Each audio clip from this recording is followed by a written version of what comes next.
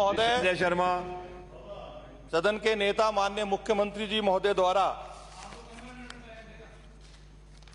10 तारीख को जो बजट प्रस्तुत किया उसके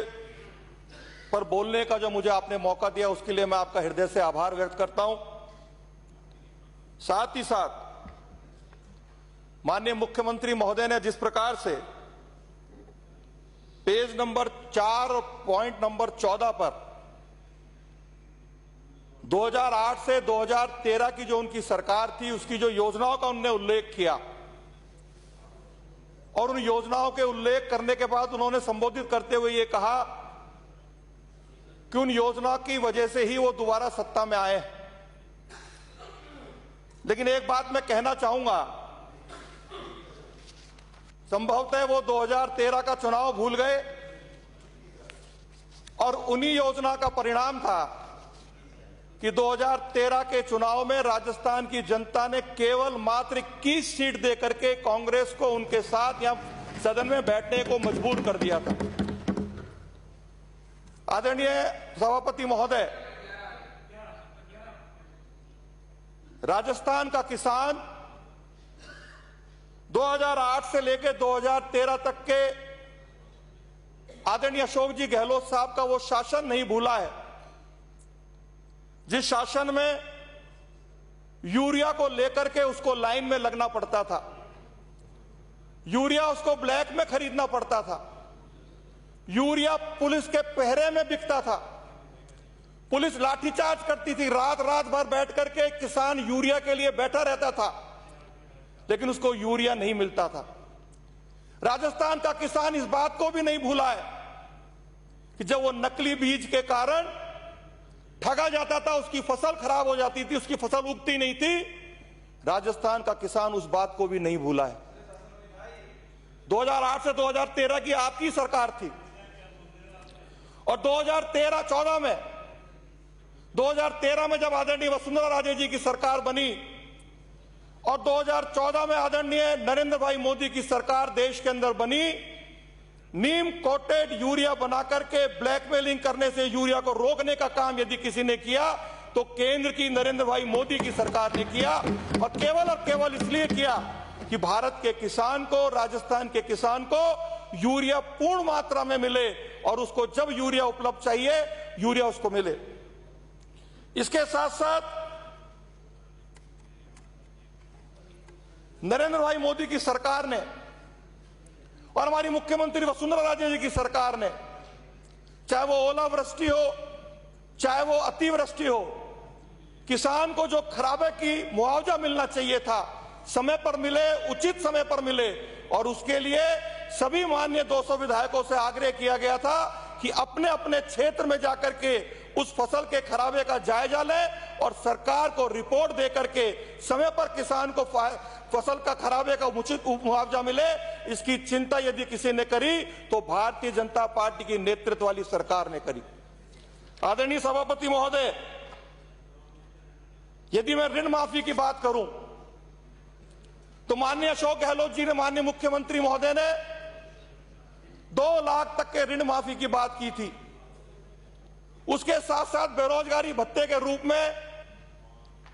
प्रत्येक बेरोजगार युवक के खाते में 3,500 रुपए प्रति माह डालने की बात भी की थी। लेकिन 2 लाख रुपए का ऋण, जैसी कि मुझे जानकारी है, किसी किसान के खाते में गया, माफ हुआ है, किसी का नहीं हुआ है। लेकिन आज भी किसान इस बात की बाट देख रहा है कि बैंक उसको 2 लाख तक के ऋण का माफी प्रमाण पत्र दे। साथ ही साथ जो बेरोजगार युवक हैं उनके खाते में, जो मुझे जानकारी है, 3500 रुपए प्रति माह का 1 पैसा अभी तक बेरोजगार युवकों के खाते में राजस्थान की सरकार के द्वारा डाला नहीं गया है। उसके साथ साथ रजिस्ट्रेशन भी बंद कर दिया है। लेकिन मैं धन्यवाद दूंगा, साधुवाद दूंगा आदरणीय वसुंधरा राजे जी की सरकार को, जिन्होंने 50,000 तक के किसान के ऋण को माफ करके उसको ऋण माफी का प्रमाण पत्र भी दिया और साथ ही साथ उसके खाते में 50,000 का ऋण देकर के उसको ताकत प्रदान करने का, यदि किसान को ताकत प्रदान करने का किसी ने काम किया तो भारतीय जनता पार्टी की सरकार ने किया। आदरणीय सभापति महोदय,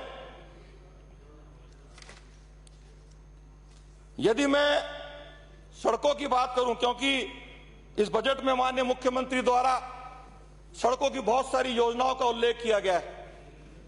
लेकिन यदि मैं सड़कों की बात करूं, गत सरकार में आदरणीय वसुंधरा राजे जी के नेतृत्व में 5 वर्षों में जिस प्रकार से गांव-गांव ढाणी को सड़क से जोड़ने का काम किया, चाहे वो एनसीआर की सड़कें हो, चाहे राजस्थान सरकार की अलग योजनाओं की सड़कें हो, संपूर्ण राजस्थान में यदि सड़कों को गांव और ढाणी और शहरों को अच्छी सड़क बनाने का काम किया तो राजस्थान में भारतीय जनता पार्टी की नेतृत्व वाली सरकार ने किया है। और गत 7 माह में जिस प्रकार से राजस्थान की सरकार ने जो स्वीकृत कार्य थे उनको रोका है, ठेकेदारों का भुगतान नहीं हो रहा है, नई सड़कों के काम शुरू नहीं हो पा रहे हैं, ये काम आदरणीय कांग्रेस सरकार की जो नेतृत्व है वो सरकार करने जा रही है। यदि मैं बिजली की बात करूं, हम सबको ध्यान है कि बिजली, जब माननीय मुख्यमंत्री अशोक गहलोत जी 2008 से 2013 तक के मुख्यमंत्री थे, उस वक्त बिजली की जो हाल थी, किसानों को बिजली नहीं मिलती थी, शहरों में बहुत भयंकर कटौती हुआ करती थी और शहरों के अंदर इन्वर्टर और जनरेटरों की बिक्री बढ़ गई थी। और 2013 से लेकर 2018 तक आदरणीय वसुंधरा राजे जी के नेतृत्व में जो सरकार बनी, उसने गांव में सिंगल फेज की बिजली 17 से 18 घंटे तक दी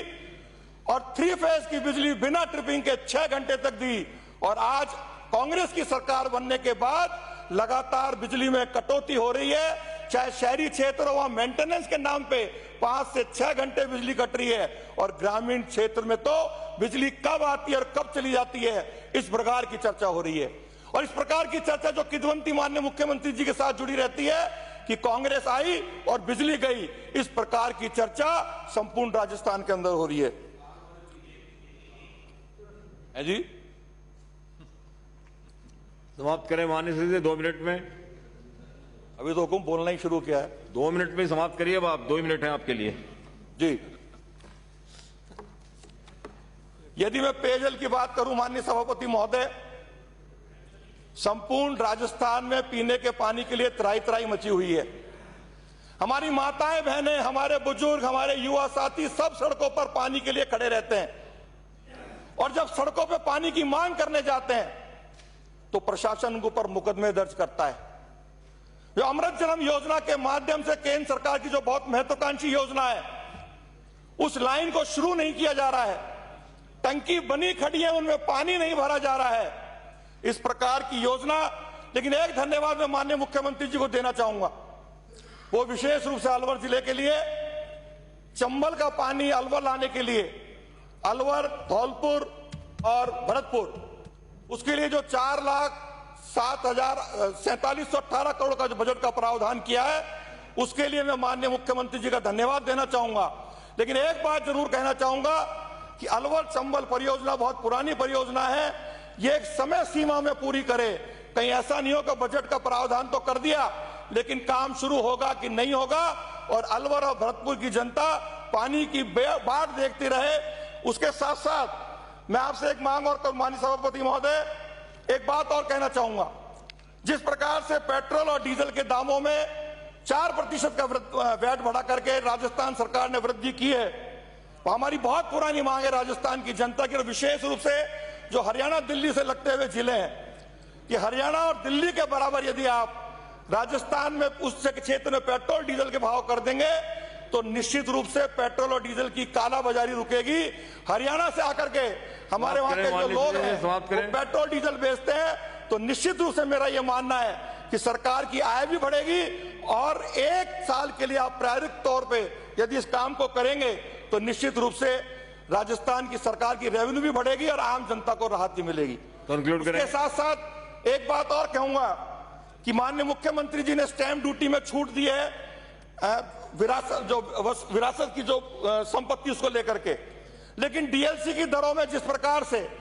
10% से लेकर 49% की जो वृद्धि करी है, निश्चित रूप से राजस्थान की जनता के साथ कुठाराघात किया, उनके हितों के साथ कुठाराघात किया है। इसके साथ साथ अन्य सभापति